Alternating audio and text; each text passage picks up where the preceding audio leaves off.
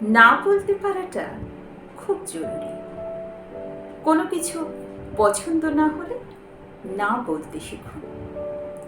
মুখের উপর না বলতে শিখুন। কারোর উপস্থিতি কাঁটার মতো বিঁধলে সেখানে শান্ত হয়ে দাঁড়িয়ে থাকবেন না, বরং হালকা হেসে এড়িয়ে যান। চুপটি করে সেখান থেকে বের হয়ে যান। সেটা হয়তো কারোর কাছে খারাপ লাগতে পারে, তা লাগুক। আমরা অনেকেই সহসা না বলতে পারি না। বুকের ভেতর একটা দোমনা ভাব কাজ করে, আর আশপাশের মানুষজন কেবলই তার সুযোগ নেই।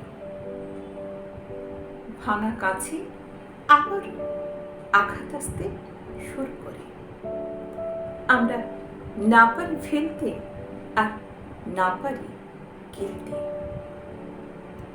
আর ভিতরে ভিতরে কেবল আমরা নিজেরাই ভেঙে চুরমার হয়ে যাই।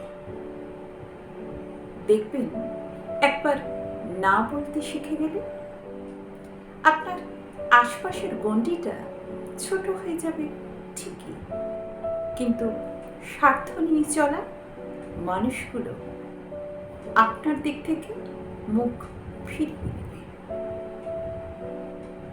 অজুহাত দেখিয়ে দূরে সরে যাবে। আর দিন শেষে সেটাই আমাদের সব থেকে বেশি প্রয়োজন।